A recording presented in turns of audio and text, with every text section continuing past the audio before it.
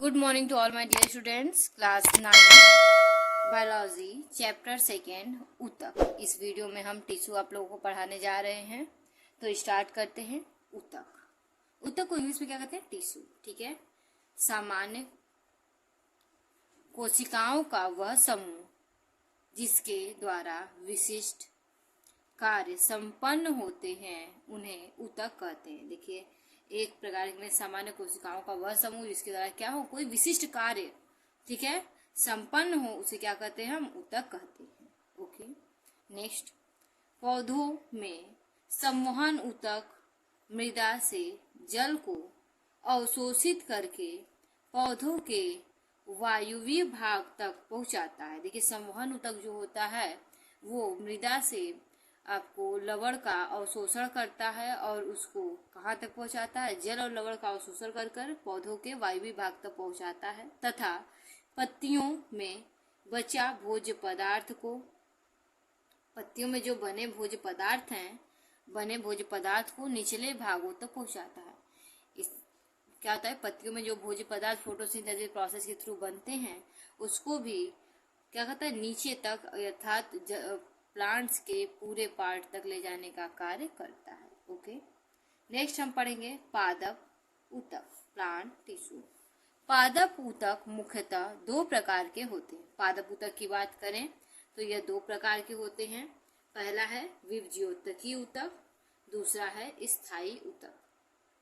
इसमें हम पढ़ेंगे विभज्योतकी ऊतक, इसे विभज्योतक ऊतक भी कहते हैं। ठीक।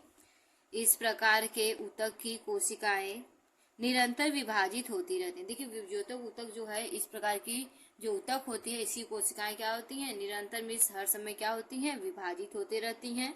यह पौधे के वृद्धि करने वाले भाग जैसे जड़, तना तथा शाखाओं में पाए जाते हैं। देखिए, प्लांट जो होते हैं उनके वृद्धि करने वाले पार्ट जो होते हैं मोस्टली जड़ होते हैं, तना होते हैं और शाखाएं होती हैं। उनमें क्या होते हैं? ये पाए जाते हैं। यह स्थिति के अनुसार मुख्यतः तीन प्रकार के होते हैं। अगर स्थिति की बात करें उसके अनुसार इनको क्या है? तीन पार्ट्स में डिवाइड किया गया है। पहला है शिखाग्री, दूसरा है पार्श्वी, तीसरा है अंतःवर्षी। ठीक है। अब हम बात करेंगे विभज्योतक के या विभज्योतकी के मुख्य लक्षण। विभज्योतक जो ऊतक होता है उसके मुख्य लक्षण की बात करेंगे। कोशिकाएं छोटी होती हैं। विभज्योतक ऊतक की जो कोशिकाएं होती हैं वो छोटी होती हैं। दूसरा पॉइंट, कोशिकाएं जानकार होती हैं। ठीक है। दूसरा, कोशिका भित्ति पतली होती है। ओके, सॉरी, यहाँ पे देखिए घनाकार, घ लिखा था। ये जो कोशिकाएं होती हैं वो कैसी होती है? घनाकार होती हैं, घन के आकार का होता है। फिर नेक्स्ट पॉइंट, कोशिका भित्ति पतली होती है। इसकी कोशिका भित्ति जो होती है वो पतली होती है। केंद्रक बड़ा होता है। केंद्रक की बात करें तो उसकी साइज क्या होती है? बड़ी होती है। रिक्तिकाएं अनुपस्थित होती हैं। इसमें रिक्तिकाएं क्या होती हैं? नहीं पाई जाती हैं या अनुपस्थित होती हैं। ओके। नेक्स्ट आगे देखते हैं। अंतरा कोशिकीय स्थान नहीं पाया जाता। इसमें अंतरा कोशिकीय स्थान क्या होता है? नहीं पाया जाता है। अब देखिए, स्ट्रक्चर ऑफ विभज्योतक ऊतक की बात करें, स्ट्रक्चर का विभज्योतक ऊतक का देखें तो कुछ ऐसा स्ट्रक्चर होता है। सबसे पहले ऊपर वाला जो पॉइंट होता है उसे शिखाग्री विभज्योतक कहते हैं। ठीक है। और इसमें क्या होती है? बहुत सारे ऐसे टेंट्रिकल्स लाइक स्ट्रक्चर निकले होते हैं। उसका जो वो जो कनेक्टेड होता है उसे कहते हैं अंतर्वेशी विभज्योतक। ठीक। और उसमें क्या होती है कि अंदर दो ठो क्षणनुमा संरचना होती है जिसे क्या कहते हैं? पार्श्वी विभज्योतक। ओके। नेक्स्ट आगे देखते हैं फंक्शन मीन्स कार्य की बात करें अगर विभज्योतक ऊतक के, तो पहला पॉइंट इसमें है शिखाग्री विभज्योतकी जड़ तथा तनु की ऊंचाई बढ़ाता है। शिखाग्री जो विभज्योतक होता है, ये वाला पॉइंट, ये क्या करेगा? जड़ और तना का ऊंचाई बढ़ाने के लिए काम आता है। दूसरा, पार्श्वी विभज्योतकी तना तथा जड़ के व्यास में वृद्धि करती है। देखिए, पार्श्वी जो ये है विभज्योतक ऊतक, ये क्या करता है कि तना और जड़ की क्या होती है? व्यास में मोटाई बढ़ाने के लिए काम में आता है। अंतर्वेशी विभज्योतक की लंबाई में वृद्धि कराता है। अंतर्वेशी विभज्योतक जो है ये वाला, ये करता है लंबाई में वृद्धि कराने का कार्य करता है। ओके, नेक्स्ट हम पढ़ेंगे स्थायी ऊतक। यह विभज्योतिकी में उत्पन्न होते हैं, ये विभज्योतिकी से ही क्या कहते हैं, उत्पन्न होते हैं, किंतु इनकी कोशिकाओं में विभाजन की क्षमता नहीं होती। लेकिन इनकी जो कोशिकाएं होती है उसमें क्या होती है, विभाजन की क्षमता नहीं पाई जाती है। ओके, नेक्स्ट हम आगे पढ़ते हैं। अब यह ऊतक एक निश्चित आकार धारण कर लेता है। यह जो ऊतक होता है यह एक निश्चित आकार धारण कर लेता है तथा स्थायी कार्य करते हैं, तथा एकदम स्थायी कार्य करने के लिए ये यूज होता है। ठीक है, यह ऊतक जीवित या मृतक हो सकते हैं। यह ऊतक जो होता है ये लिविंग भी हो सकता है और नॉन लिविंग भी हो सकता है। ओके, कार्य के आधार पर यह 3 प्रकार के होते हैं। अगर हम बात करें विभज्योतक ऊतक के फंक्शन, स्थायी ऊतक के फंक्शन की, तो ये क्या होती है, 3 पार्ट में डिवाइड है। पहला सुरक्षात्मक ऊतक, ठीक है, दूसरा है सहायतात्मक ऊतक, तीसरा है संवहन ऊतक। ठीक है, अब पहला पढ़ेंगे सुरक्षात्मक ऊतक। जैसा कि नाम से ये स्पष्ट है कि ये सुरक्षा प्रदान करेगी, तो वैसा ही कुछ है। आगे पढ़ते हैं इसमें। यह मोटी दीवार वाले होते हैं। देखिए, सुरक्षात्मक ऊतक जो होता है इसकी क्या होती है, दीवार क्या होती है, मोटी दीवार वाले होते हैं ये, तथा जड़, तना और पत्तियों की सतह पर भी पाए जाते हैं। यह जड़, तना और पत्तियों की सतह पाए जाते हैं। बाह्य त्वचा, कार्क कोशिकाएं आदि, ये इसके एग्जाम्पल की बात करें तो बाह्य त्वचा, पेड़ का बाह्य त्वचा जो होता है कार्क होता है, कार्क की कोशिकाएं इसी की बनी होती है। ओके, नेक्स्ट आगे है सहायतात्मक ऊतक। इन्हें सरल स्थायी ऊतक भी कहते हैं। इन्हें क्या कहते हैं, सहायतात्मक ऊतक को सरल स्थायी ऊतक भी कहते हैं। यह मुख्यतः निम्न प्रकार के होते हैं। अगर इनकी बात करें तो ये कई प्रकार के होते हैं, जिसमें 3 प्रकार इसमें दिखाया गया है। मृदुतक, ठीक है, फिर दूसरा है स्थूल कोणोत्मक, तीसरा है दृढ़ोत्मक। ठीक है, दृढ़ोतक भी कहते हैं इसे। ओके, नेक्स्ट है मृदुतक। मृदुतक पढ़ते हैं। यह जीवित कोशिकाओं से बने होते हैं। यह किसके बने होते हैं, जीवित कोशिकाओं के बने होते हैं। इसमें कोशिका द्रव सघन होते हैं। इसमें कोशिका द्रव क्या होते हैं, सघन मीन्स अधिक मात्रा में भरे होते हैं। यह पौधों को नम स्थानों, जड़ तथा तनों में पाई जाती है। पौधे का जो नम स्थान होता है, जड़ और तना, उसमें ये पाया जाता है। यह पत्तियों के मध्य पर्ण में तथा जाइलम व फ्लोएम पाए जाते हैं। देखिए, यह क्या होते हैं, पत्तियों के मध्य पर्ण में और जाइलम फ्लोएम में यह पाए जाते हैं। मृदुतक की बात कर रहे हैं तो ठीक है। अगर हम फंक्शन की बात करें तो मृदुतक का फंक्शन देख लेते हैं। यह भोजन संचयन का कार्य करते हैं। यह भोजन का संचयन से एक स्थान दूसरे स्थान तक ले जाने का कार्य करते हैं। यह पौधों में अस्थायी सहारा प्रदान करते हैं। यह जो प्लांट्स होते हैं उसमें क्या सहारा प्रदान करते हैं। तीसरा, यह ऊतकों के बीच अवकाशों को भरने के लिए संतुलन ऊतक का कार्य करते हैं। ये जो पौधे होते हैं उनमें जो अवकाश होते हैं उनको भरने के लिए संतुलन ऊतक के भांति कार्य भी ये करते हैं। इसके बाद 4th पॉइंट है, यह गैसीय विनिमय में सहायक होते हैं। ये गैस को एक स्थान दूसरे स्थान तक ले जाने के लिए भी कार्य करते हैं। इन ऊतकों में पर्णहरिम उपस्थित होने पर हरित ऊतक कहलाते हैं। ये जो ऊतक होते हैं इनमें क्या होता है, पर्णहरिम उपस्थित होता है, इसीलिए इसे हम हरित ऊतक कहते हैं। ओके, नेक्स्ट है स्थूल कोणोत्मक। ठीक है, स्थूल कोणोत्मक पढ़ेंगे हम।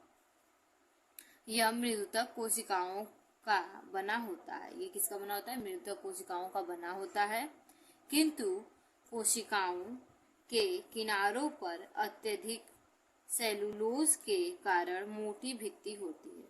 लेकिन क्या होता है कि कोशिकाएं जो होती हैं उसके किनारे पर बहुत ढेर सारी सेलुलोज होते हैं, जिससे क्या होती है, इसकी भित्ति मोटी हो जाती है। अब बात करेंगे स्थूल कोणोत्मक का फंक्शन का। यह पौधों को यांत्रिक आधार प्रदान करता है। मतलब कि यह पौधे जो होते हैं उनको अंदर से एनर्जी प्रोवाइड करता है, सहारा भी देता है। यह लचीलापन प्रदान करता है, ये फ्लेक्सिबिलिटी भी प्रदान करता है, इसे लचीलापन कहते हैं। जब इसमें पर्णहरिम पाया जाता है तब यह शर्करा तथा स्टार्च का उत्पादन करता है। जब इसमें पर्णहरिम पाया जाएगा तो ये शर्करा और स्टार्च का फॉर्मेशन भी करता है। नेक्स्ट हम पढ़ेंगे दृढ़ ऊतक। यह ऊतक लंबी, मोटी व सकरी कोशिका का बना होता है जो मृत या निर्जीव होता है। देखिए यह जो ऊतक होता है दृढ़ ऊतक जिसे कहते हैं, यह क्या होता है, मोटी, सकरा और लंबी कोशिकाओं का बना होता है और ये क्या होता है, नॉन लिविंग होता है। ओके, नेक्स्ट यह दो प्रकार के होते हैं। अगर हम दृढ़ ऊतक की बात करें तो इनको दो भागों में बांटा गया है। पहला है तंतुक कोशिकाएं। देखिए तंतु कोशिकाएं पढ़ेंगे। यह कोशिका मोटी व काष्ठीय होती है। देखिए पहला है तंतु कोशिका। तंतु कोशिका कहते हैं मोटी और काष्ठीय में लकड़ी का फॉर्मेशन करने वाला, ठीक है, काष्ठीय होती है। ओके, नेक्स्ट आगे देखते हैं।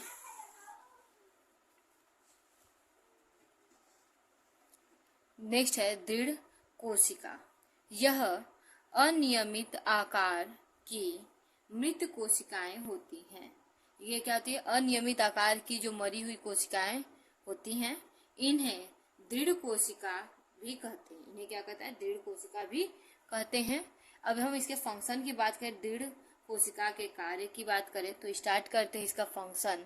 यह पौधों को यांत्रिक सहारा देता है। यह पौधों क्या करता है, यांत्रिक सहायता देने का कार्य करता है।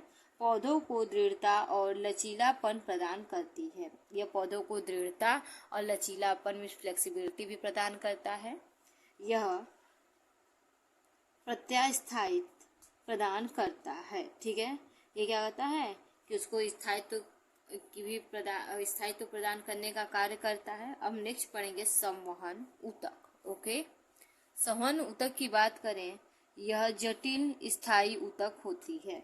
ये क्या होती है, जटिल स्थायी ऊतक होती है जो जल तथा घुलित लवणों को पौधों के वायवीय भाग तक तथा निर्मित भोज्य पदार्थ को निचले भाग तक पहुंचाता है।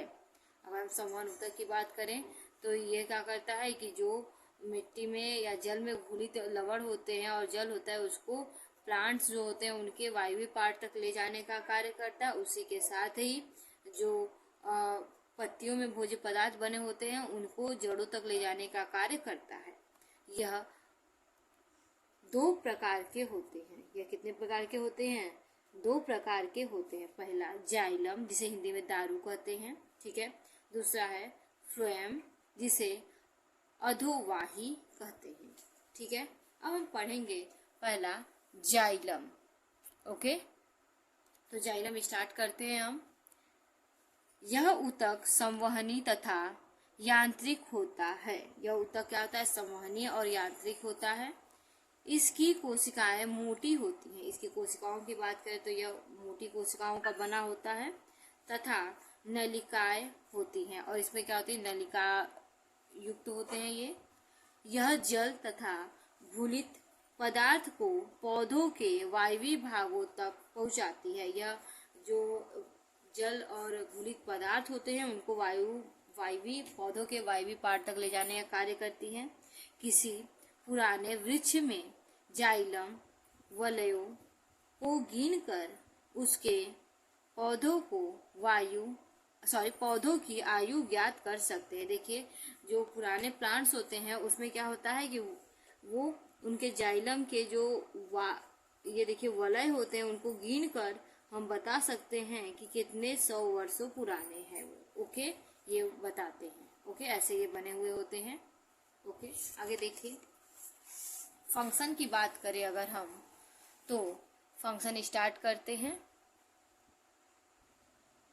पहला है जल तथा खनिज लवणों को जड़ से अवशोषित करके पौधों के विभिन्न भागों तक पहुंचाता है। देखिए पहला फंक्शन की बात करें जाइलम के तो यह जल और खनिज लवणों को जड़ से अवशोषित करता है और पौधों के वायवीय भाग तक ले जाने का कार्य करता है। दूसरा है वाहिनिका जल संवहन का कार्य करता है। वाहिनिकाएं जो होती हैं वो जल संवहन का कार्य करती हैं। ओके, हम पढ़ेंगे फ्लोएम। यह ऊतक पत्तियों में बनी भोज्य पदार्थों को पौधे के सभी भागों तक पहुंचाता है। यह जो फ्लोएम है, ये पत्तियों में जो फोटोसिंथेसिस प्रोसेस के थ्रू बनता है भोज्य पदार्थ, उसको क्या करता है कि पौधों के समस्त भागों तक ले जाने का कार्य करता है। ठीक है, ले जाता है। अब फंक्शन की बात कर रहे हैं तो फ्लोएम ऊतक प्रकाश संश्लेषण की क्रिया द्वारा निर्मित भोज्य पदार्थों को पौधों के सभी भागों तक पहुंचाता है। देखिए, अगर फंक्शन की बात करें तो फ्लोएम का यह फंक्शन है कि फोटोसिंथेसिस प्रोसेस के थ्रू जो भोज्य पदार्थ बनता है उसको प्लांट्स के सारे पार्ट तक ले जाने का कार्य करता है। नेक्स्ट है जंतु ऊतक, एनिमल टिश्यू जिसे कहते हैं। जंतु ऊतक में मुख्यतः चार प्रकार के होते हैं। जंतु ऊतक में, ठीक है, 4 प्रकार की ऊतक पाई जाती हैं। पहला है उपकला ऊतक, दूसरा है पेशीय ऊतक, तीसरा है संयोजी ऊतक, चौथा है तंत्रिका ऊतक। तो हम पढ़ेंगे सबसे पहले उपकला ऊतक।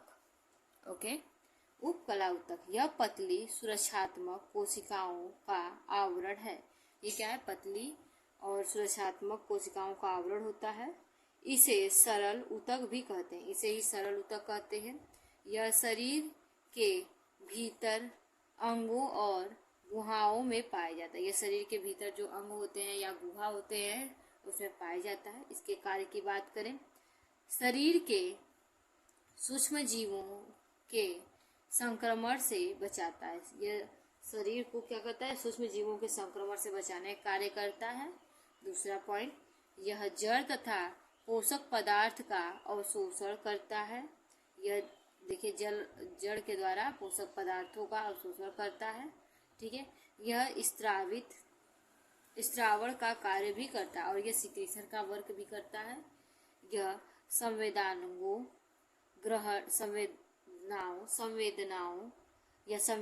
ग्रहण करने का कार्य करता है। जो भी संवेदना होती है उसको ग्रहण करने का भी कार्य करता है। ठीक है, यह निम्नलिखित प्रकार के होते हैं। अगर हम उपकला ऊतक की बात करते हैं, कई प्रकार के होते हैं। पहला है सल्कीय उपकला। सल्कीय उपकला की बात करते हैं, यह अनियमित आकार की पतली प्लेट्स के समान होती है। यह अनियमित आकार की पतली प्लेट्स के समान होती है। ठीक है, नेक्स्ट, यह आंतरिक अंगों को आघात तथा सूक्ष्म जीवों के आक्रमण से बचाती है। यह आंतरिक अंग है, उनको आघात और सूक्ष्म जीवों के अटैक से क्या करता है? आक्रमण से बचाता है। यह मुख्यतः ग्रास नली, मुख गुहा, रुधिर वाहिनियों, जिह्वा, त्वचा आदि का आवरण बनाती है। ये सभी का क्या करता है? ये आवरण बनाने का कार्य करता है। आगे पढ़ेंगे। अगर इसके स्ट्रक्चर की बात करें तो इसका स्ट्रक्चर आप देख सकते हैं। इसमें केंद्रक होता है, कोशिका द्रव्य होता है, ठीक है, और सीमेंट पदार्थ जो होते हैं वो भी पाए जाते हैं। नेक्स्ट देखिए, सल्कीय उपकला यहाँ पर खत्म होता है। नेक्स्ट है घनाभ उपकला। यह घनाकार कोशिकाओं से बनी होती है। देखिए, घनाभ कोशिका है तो यह नाम से स्पष्ट है कि घनाकार कोशिकाओं से बनी होगी, जो वृक्क नलिका तथा कुछ ग्रंथिमय नलिकाओं जैसे लार ग्रंथि, श्वेत ग्रंथि, अग्नाशय आदि में पाई जाती है। ये लार ग्रंथि, श्वेत ग्रंथि और अग्नाशय आदि में पाई जाती है। इसका स्ट्रक्चर बात कर ले, देखिए, यह केंद्रक है, ठीक है, यह आधार कला है और ये सीमेंट पदार्थ है। ठीक है, नेक्स्ट आगे देखते हैं।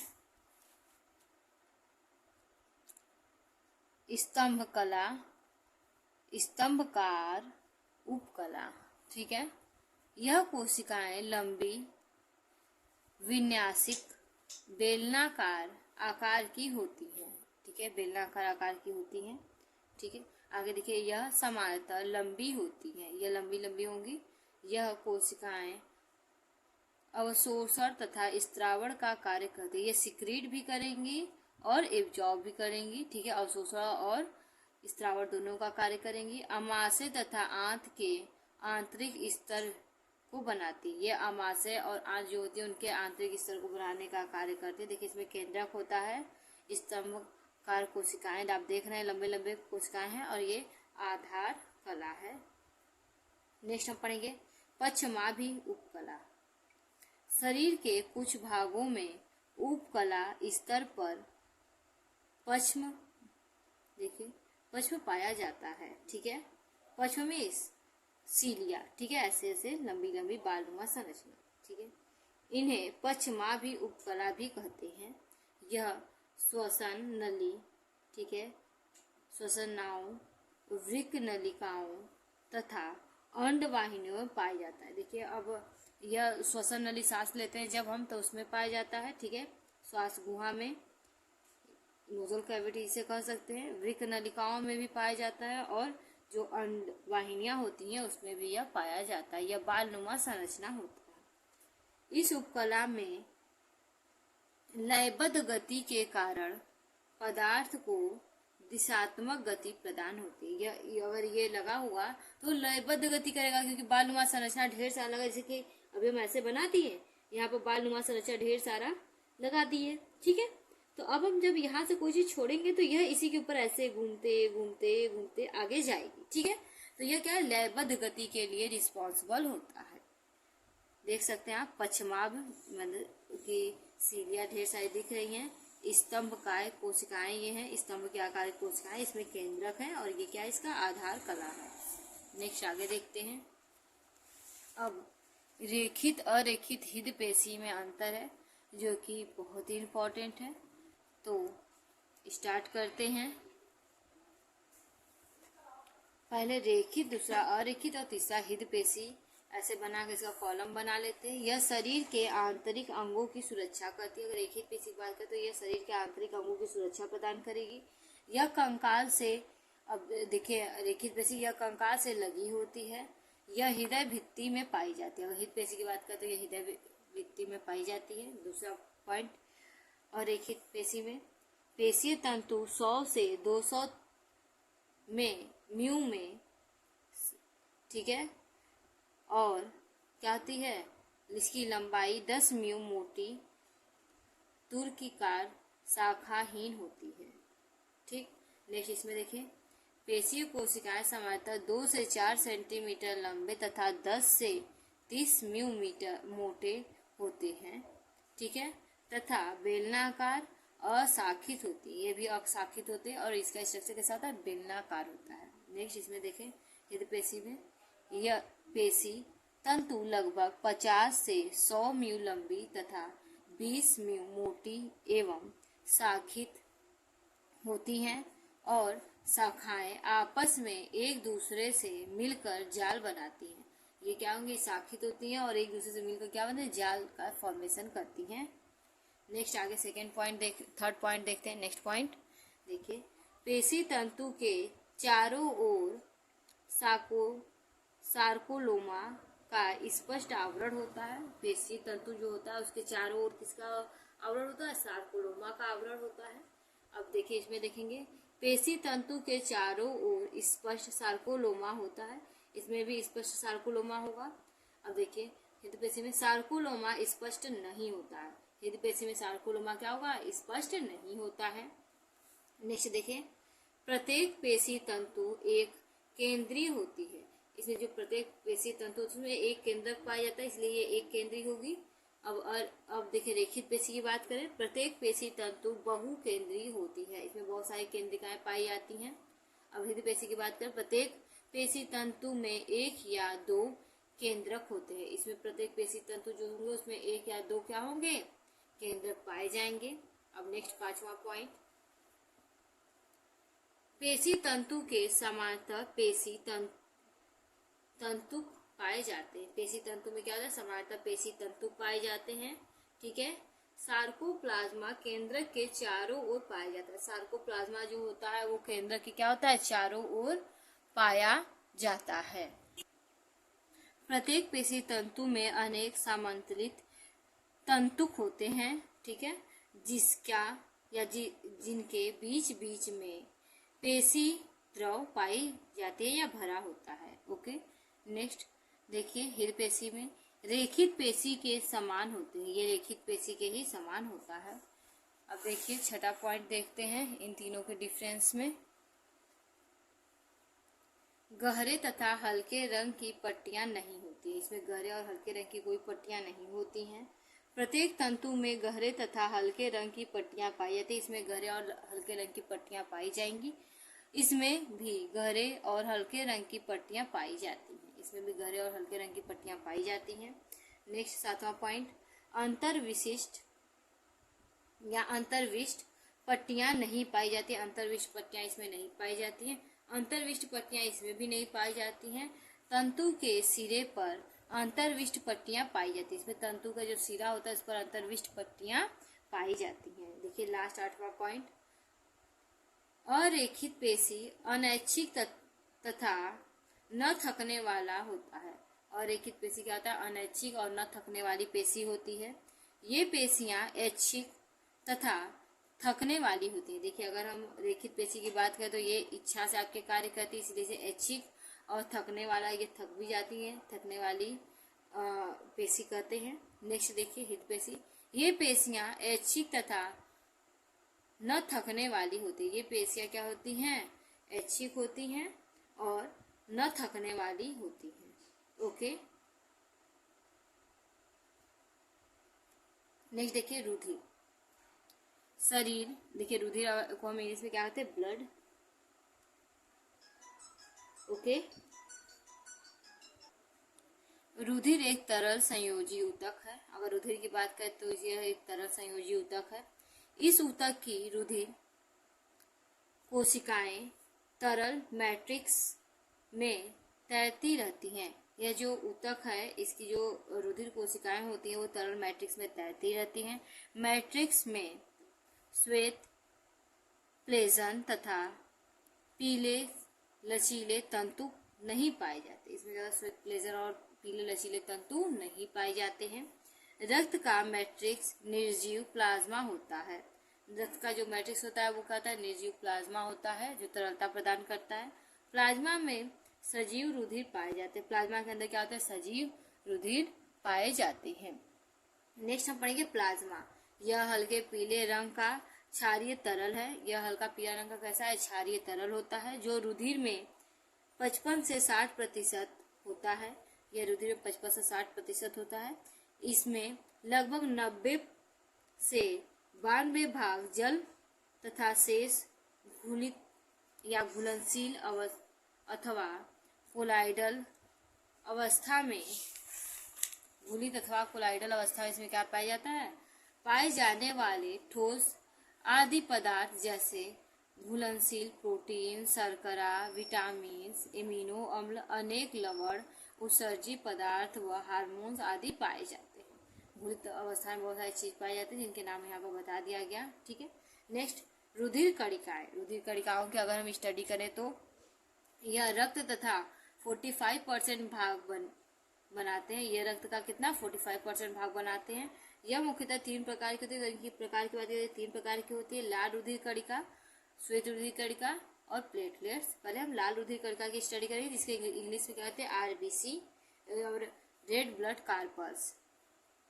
मनुष्य तथा अन्य स्तनियों में गोल, चपटे, तस्तरीनुमा, केंद्रक रहित तथा उभयावतल होते हैं। देखिए जितने भी स्तन होते हैं उसमें क्या स्तनीय होते हैं, उसमें ये देखिए चपटे, तस्तरीनुमा और केंद्रक रहित होते हैं। मनुष्य के 1 घन मीटर रुधिर में इसकी संख्या 55 लाख होती है। अगर 1 घन मीटर मनुष्य के ब्लड में देखा जाए तो इसकी जो संख्या होती है वो 55 लाख होती है। यह अधिक संख्या में होते हैं होने के कारण ही रुधिर का रंग लाल होता है। यह अधिक संख्या में होते हैं और इसमें क्या हीमोग्लोबिन पाया जाता है, इसीलिए इसकी संख्या क्या होती है? अधिक होती है। और रक्त का जो रंग भी होता है लाल होता है। यह ऑक्सीकरण के वाहक का कार्य करते हैं। ये ऑक्सीजन के वाहक का क्या करते हैं? कार्य करते हैं। ऑक्सीजन को एक स्थान दूसरे स्थान ले जाने का कार्य करते हैं। ओके, लाल रुधिर कणिकाएं हमेशा हमारे शरीर के लंबी हड्डियों के अंदर खोखले स्थान में उपस्थित लाल अस्थि मज्जा में बनती हैं। ये जो हमारी सबसे लंबी हड्डी होती है उसके अस्थि मज्जा में क्या होती है? बनती हैं। ठीक है, क्षतिग्रस्त व मृत लाल रुधिर कणिकाएं यकृत एवं प्लीहा द्वारा नष्ट कर दी जाती हैं।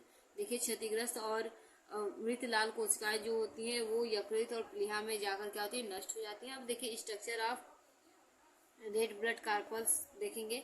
ये देखिए ये स्ट्रक्चर है बना हुआ, ठीक है, तस्तरी नुमा गोल संरचना है। नेक्स्ट आगे देखते हैं श्वेत रुधिर कणिकाएं, ओके, जिसे हम व्हाइट ब्लड कार्पल्स कहते हैं। यह बड़े परिमाप की विभिन्न आकार तथा संरचना में मिलने वाली कोशिकाएं हैं। इसकी साइज जो होती है बड़ी होती है और इनकी आकार और संरचना दोनों ही बड़ी दिखाई देती है। इसकी संख्या भी लाल रुधिर कणिका की अपेक्षा कम होती है। इसकी संख्या की बात करें तो ये लाल रुधिर कणिका की अपेक्षा क्या होती है, कम होती है, ठीक है। प्रति घन मिली रक्त में इनकी संख्या 8 से 9,000 होती है। प्रत्येक 1 घन मिली अगर हम लिए रक्त तो उसमें क्या होती है, 8 से 9,000 इनकी संख्या दिखाई देती है। श्वेत रुधिर कणिकाएं रंग विहीन होती है। श्वेत रुधिर कणिका कैसी होती है, रंग विहीन होती है, इसमें कोई भी कलर नहीं पाया जाता तथा इनमें केंद्रक होती है और इसमें क्या होती है, न्यूक्लियस पाया जाता है। इसे ऐसे स्थानों पर जहां शरीर में बाहर या कोई पदार्थ आ जाता है, बाहर से कोई पदार्थ आ जाता है, ऐसा स्थान ये अत्यधिक संख्या में एकत्र होकर, जहाँ भी बाहर से कोई पदार्थ आ जाएगा, फॉरेन पार्टिकल आ गए हैं तो वहाँ पर इनकी संख्या होती है अधिक हो जाती है। जीवाणु आदि रोगाणु पर आक्रमण कर देता है। जीवाणु और रोगाणु जो होता है उस पर क्या करते हैं, इनके सेल्स आक्रमण कर देते हैं, उनका भक्षण कर लेते हैं और उनको क्या कहते हैं, खा लेते हैं, इनगल्फ कर लेते हैं एवं प्रतिरक्षी का निर्माण करते हैं और प्रतिरक्षी का क्या करते हैं, निर्माण करते हैं। शरीर की रोगाणुओं से बचने या बचाव करता है। यह क्या करता है, शरीर से रोगाणुओं क्या होता है, बचाव करने का कार्य करता है। सुरक्षा, ठीक है, प्रतिक्रिया में ये स्वयं अनगिनत संख्या में मर जाता है। जब सुरक्षा करते हुए इनकी संख्या बहुत सारी मर जाती हैं। फटे हुए स्थान, ठीक है, फोड़े फुंसी आदि से यह सब मदद के रूप में होते हैं। यहाँ भी कहीं पर कट गया स्थान, कहीं पर फट गया या फिर फोड़ा फुंसी हो गया तो वहाँ पर ये क्या घाव भरने में सहायक होते हैं। नेक्स्ट आगे देखेंगे। अब स्ट्रक्चर बात करें तो ये स्ट्रक्चर है, ठीक है। अब रुधिर प्लेटलेट्स की बात करें,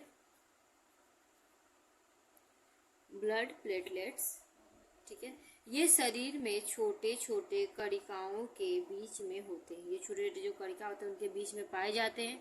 इनकी संख्या 2 से 5 लाख प्रति घन मिली रक्त में होती है। इनकी संख्या की बात करें तो 2 से 5 लाख प्रति घन मिली होती है। ये केंद्रक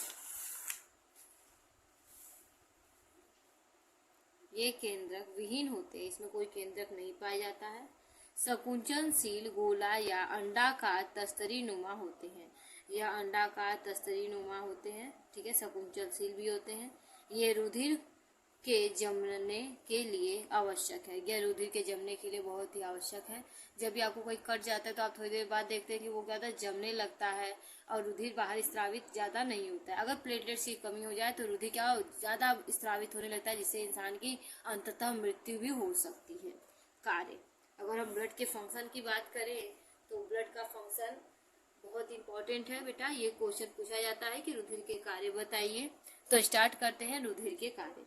रक्त, ऑक्सीजन, कार्बन डाइऑक्साइड, पोषक पदार्थ, उत्सर्जी पदार्थ, एंजाइम, हार्मोन, प्रतिजन तथा प्रतिरक्षी का संचरण करता है। देखिए रुधिर क्या करता है, ऑक्सीजन, कार्बन डाइऑक्साइड, पोषक पदार्थ, उत्सर्जी पदार्थ, ये सभी एंजाइम, ये सभी चीज को एक स्थान दूसरे स्थान तक ले जाने का कार्य करता है। ओके, दूसरा पॉइंट, रक्त की श्वेत रक्त कणिकाएं विषाणु, जीवाणु तथा अन्य रोगाणु का भक्षण करके अथवा प्रतिरक्षी द्वारा उन्हें नष्ट करके शरीर की सुरक्षा करती हैं। देखिए रक्त की जो श्वेत रुधिर कणिकाएं होती हैं यह बाहर से आए रोगाणु, जीवाणु से क्या करती हैं, विषाणु से हमारी बॉडी का रक्षा करती हैं, उनका भक्षण कर या फिर प्रतिरक्षी के द्वारा उनको नष्ट करती हैं। थर्ड पॉइंट, रक्त शरीर के विभिन्न भागों के ताप का नियमन करने में सहायक होता है। जो बॉडी टेम्परेचर होता है उसको कंट्रोल करने के लिए भी रक्त वर्क करता है। शरीर के आंतरिक वातावरण को समस्थितिक या समस्थिति में बनाए रखता है। जो शरीर के आंतरिक वातावरण है उसकी समस्थिति में टेम्परेचर को बनाए रखने का कार्य करता है। अंगों के मध्य समन्वय तथा नियंत्रण रखता है। और क्या कहता है कि रुधिर और बॉडी के बीच समन्वय और नियंत्रण रखने का कार्य भी करता है। ब्लडी, ठीक है, कनेक्टिव टिश्यू है भाई, तो कार्य तो करेगा ही बीच में लिंक बनाने का। चोट लगने पर रक्त का थक्का बनने से क्षतिग्रस्त अंग की मरम्मत तथा घाव के भरने में सहायता मिलती है। ठीक है, जब कोई भी चोट लग गया तो उसके क्षतिग्रस्त जो स्थान है उसको मरम्मत करने और घाव भरने में रुधिर ही सहायता करता है। देखिए यहाँ प्लेटलेट्स के स्ट्रक्चर छूट गया था, तो यहाँ प्लेटलेट्स का स्ट्रक्चर ये ऐसा है। ओके, नेक्स्ट हम पढ़ेंगे पेशीय ऊतक। ठीक है, तो स्टार्ट करते हैं। पेशीय ऊतक की उत्पत्ति भ्रूण के मध्य जनन स्तर या मीजोडर्म से होता है। देखिए पेशी ऊतक की उत्पत्ति किससे होता है? भ्रूण के मध्य जनन अंग या फिर मीजोडर्म से होता है। पेशी शरीर का 40 से 50% भाग होता है। अगर पेशी की बात करें तो शरीर का 40 से 50% होता है। पेशीय ऊतक बेलनाकार, ठीक है, बेलनाकार होता है। ठीक है, आगे शाखामय सकरी होती है। पेशीय ऊतक निम्नलिखित 3 प्रकार के होते हैं। अगर पेशीय ऊतक की बात करें तो ये मोस्टली 3 प्रकार के होते हैं: अरेखित पेशी, रेखित पेशी और हित पेशी। ठीक है, अरेखित पेशी के बारे में हम स्टडी करेंगे।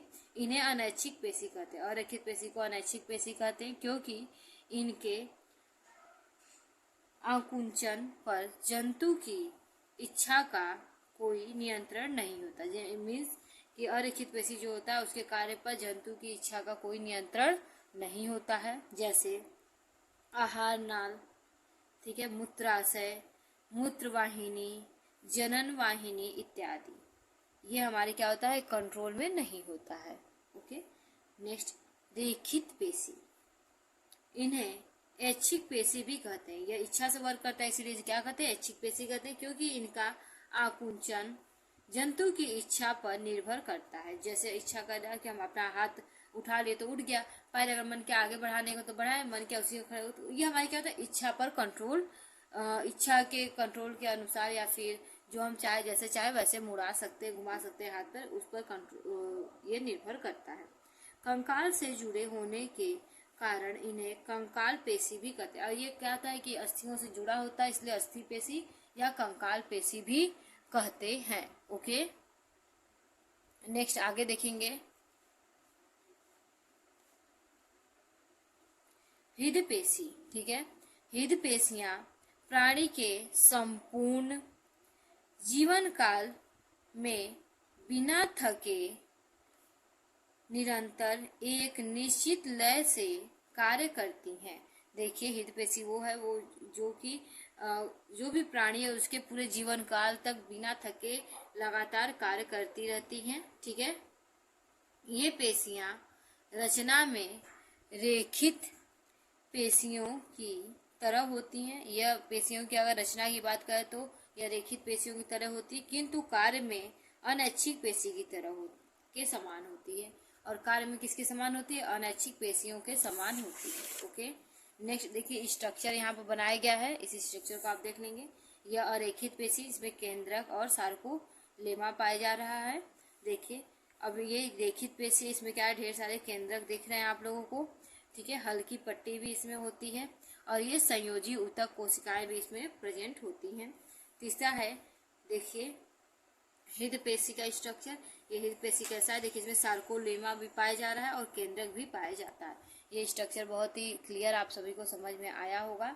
आगे हम पढ़ेंगे तंत्रिका ऊतक। ठीक है, तंत्रिका ऊतक की बात करें तो तंत्रिका ऊतक को नर्व सेल या फिर न्यूरॉन्स भी कहते हैं। ठीक है, या तंत्रिका कोशिकाएं भी कहते हैं। तंत्रिका ऊतक के द्वारा तंत्रिका तंत्र का निर्माण होता है। तंत्रिका ऊतक के द्वारा किसका निर्माण होता है? तंत्रिका तंत्र का निर्माण होता है। यह लंबी कोशिकाओं से बनी होती हैं। यह किससे? लंबी कोशिकाओं से मिलकर बनी होती हैं, जिन्हें तंत्रिका कोशिका या न्यूरॉन्स कहते हैं। जिन्हें क्या कहते हैं? तंत्रिका कोशिका कहते हैं या न्यूरॉन्स कह सकते हैं। प्रत्येक तंत्रिका कोशिकाएं अथवा साइटोन या पेरिकैरियन की बनी होती है। देखिए, प्रत्येक जो कोशिकाएं होती हैं, तंत्रिका कोशिका होती है, वो कोशिका जो होती है वो साइटो या साइटोन या फिर पेरिकैरियन की बनी होती है, जिनमें केंद्रक तथा रोम के समान संरचना पाई जाती है। इसमें केंद्रक और रोम के समान संरचना पाई जाती है, इन्हें ध्रुववर्ध कहते हैं। इन कोशिकाओं में तंत्रिकाक्ष अत्यधिक लंबे होते हैं। ये जो कोशिकाएं होती हैं, इसमें जो तंत्रिकाक्ष होते हैं वो क्या होते हैं? अत्यधिक यानी लंबे लंबे होते हैं। अनेक तंत्रिकाक्ष का समूह मिलकर तंत्रिका बनाते हैं। अनेक जो तंत्रिकाक्ष होता है उसका समूह मिलकर क्या बनाता है? इसका समूह मिलकर तंत्रिका बनाता है। ओके, नेक्स्ट देखिए, ये स्ट्रक्चर है, ठीक है, तंत्रिका ऊतक का। देखिए, साइटोन है, ठीक है, यहाँ पर ये न्यूक्लियस है, ओके, और तंत्रिकाक्ष है, ठीक है, तंत्रिकाक्ष है। फिर देखिए यहाँ पर केंद्रक है, उसके बाद आगे देख सकते हैं तंत्रिकाक्ष यहाँ पर भी है, और ये स्ट्रक्चर आप सभी को समझ में आया होगा। आगे हम लोग पढ़ेंगे जाइलम और फ्लोएम में अंतर। ये बहुत इंपॉर्टेंट अंतर है। देखिए, पहले एक तरफ फ्लोएम लिख लेते हैं और एक तरफ जाइलम लिख लेते हैं। फ्लोएम, इसका निर्माण चालनी नलिका फ्लोएम मृदुतक से होता है। इसका निर्माण किससे? चालनी नलिका फ्लोएम मृदुतक से होता है। अब जाइलम की बात करें, इसका निर्माण वाहिनियों जाइलम मृदुतक से होता है, ठीक है। इसका अगर निर्माण की बात करें तो ये किसके द्वारा होता है? वाहिनियों के द्वारा, जो जाइलम मृदुतक कहलाता है उसके द्वारा होता है। इसके बाद ही हम बात कर रहे हैं फ्लोएम की, तो चालनी नलिका जीवित होती है। इसमें जो चालनी नलिका होती हैं वो कैसी होती हैं? जीवित होती हैं। और दूसरी बात, जाइलम की बात करें तो वाहिनिकाएं मृत होती हैं। अगर इसकी वाहिनिकाएं कैसी होती है? मरी हुई या मृत होती हैं। आगे बात करें, यह पत्तियों में बने भोज्य पदार्थ का वितरण करती हैं। यह पत्तियों में बने भोज्य पदार्थ को क्या है? एक स्थान दूसरे स्थान तक ले जाने का कार्य करते हैं। नेक्स्ट, यह जल तथा अवशोषित जल एवं खनिज लवणों का वितरण करती है। यह जल और जड़ के द्वारा अवशोषित लवण और जल का क्या करती हैं? खनिज पदार्थों का एक स्थान से दूसरे स्थान तक ले जाने का कार्य करती हैं। नेक्स्ट हम पढ़ेंगे मृदुतक और स्थूल कोण ऊतक में अंतर, ठीक है। मृदुतक और स्थूल कोण ऊतक में अंतर पढ़ लेते हैं, तो स्टार्ट करते हैं। कोशिका भित्ति पतली व सेलुलोज की बनी होती है। मृदुतक में जो होती है कोशिका भित्ति वो पतली होती है और सेलुलोज की बनी हुई होती है। स्थूल कोण ऊतक में देखें, कोशिका भित्ति मोटी व सेलुलोज की बनी होती है। इसमें कोशिका भित्ति जो होती है मोटी होती है और किसकी बनी होती है? सेलुलोज की बनी होती है। नेक्स्ट, मृदुतक के सेकेंड पॉइंट देखते हैं। मुख्यतः भोजन एवं जल संग्रह का कार्य करता है। जो मृदुतक होता है वह किसका? भोजन और जल का संग्रह का कार्य करता है, मतलब स्टोर करता है। अब स्थूल कोण ऊतक की बात करते हैं। जल संग्रह के साथ साथ ये पौधों को यांत्रिक आधार भी प्रदान करता है। जल संग्रह करता है, इसके साथ ही क्या करता है?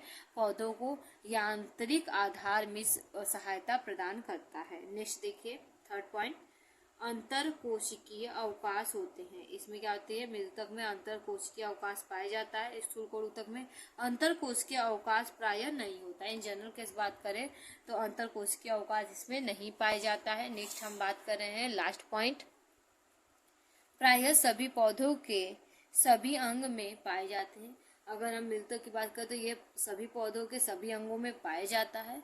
अब हम स्थूल कोण ऊतक की बात करें, प्रायः एक बीजपत्री पौधों में नहीं पाता है। ये क्या होता है, एक बीजपत्री जो होते हैं पौधे उनमें नहीं पाता। यहाँ पे ये चैप्टर समाप्त होता है। आशा करती हूँ कि आप सभी लोगों को बहुत अच्छे से ये चैप्टर समझ में आएगा। आप चाहो तो इसे नोट्स भी बनाकर स्टडी बहुत अच्छे से कर सकते हो। तो आप सभी लोग बहुत अच्छा स्टडी करिए और टॉप करिए। Okay, thank you.